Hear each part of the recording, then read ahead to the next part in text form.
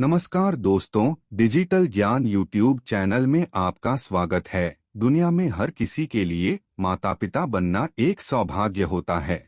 इस दिन आपके सपने एक नन्हे शिशु के रूप में हकीकत बनते हैं।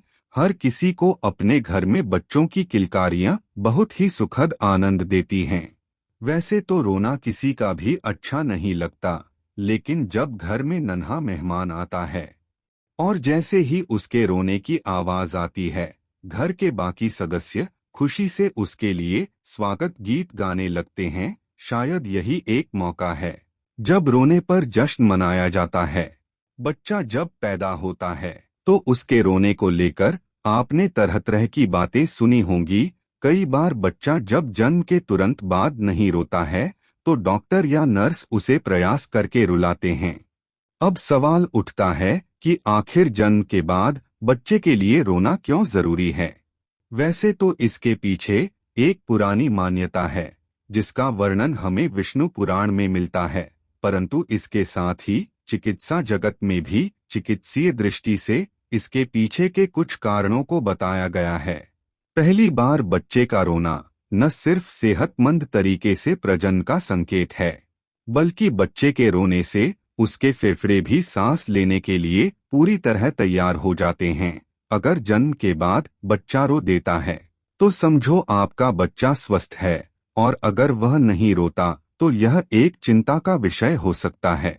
दरअसल बच्चा जब रोता है तो यह साफ हो जाता है कि बच्चे के फेफड़ों तक ऑक्सीजन सही तरीके से पहुंच रही है और बच्चा पूरी तरह से स्वस्थ है। हालांकि कुछ लोग बच्चे के रोने से परेशान हो जाते हैं, लेकिन उनका रोना परेशानी या चिंता की बात नहीं, बल्कि उसके शारीरिक और मानसिक विकास के लिहाज से बहुत जरूरी होता है। बच्चा जब गर्भ में होता है तो वह एक थैली में होता है। इस थैली को एमनियोटिक सेक कहते हैं।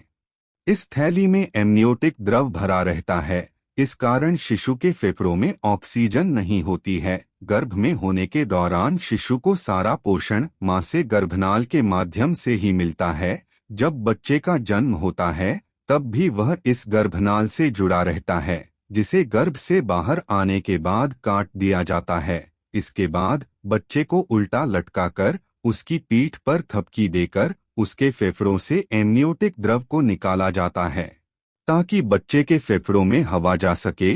जब बच्चे के फेफड़े से एमनियोटिक द्रव निकल जाता है तब उसके फेफड़े सांस लेने के लिए तैयार हो जाते हैं और बच्चा रोने लगता है, जिससे पता चलता है कि बच्चे के फेफड़े स्वस्थ है और बच्चा भी ठीक है। वह जितना तेज रोता है उतना ही उसके स्वस्थ होने और उसके फेफड़े मजबूत होने का संकेत माना जाता है। दोस्तों, बच्चों के रोने की एक और वजह विष्णु पुराण में बताई गई है। कहा जाता है कि एक बार ब्रह्मा जी सृष्टि रचना के समय जब अपने समान पुत्र उत्पन्न करने के लिए चिंतन करने लगे, तब उनकी गोद में नील वर्ण वाला एक बालक प्रकट हुआ। यह बालक ब्रह्मा जी की गोद से उतरकर रोता हुआ इधर उधर भागने लगा। तो ब्रह्मा जी ने उस बालक से पूछा कि तुम क्यों रो रहे हो। तो बालक ने कहा कि मैं कहाँ हूँ, मैं कौन हूँ, मेरा नाम क्या है।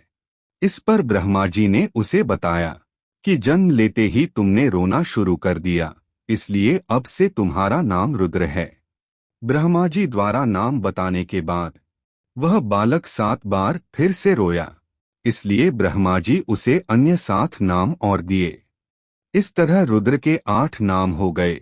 दोस्तों, विष्णु पुराण के अनुसार माना जाता है कि तभी से बच्चों के जन्म के बाद रोने की परंपरा शुरू हुई। वीडियो को अंत तक देखने के लिए बहुत बहुत साधुवाद। ओम नमः शिवाय। राधे राधे। जय श्री कृष्णा।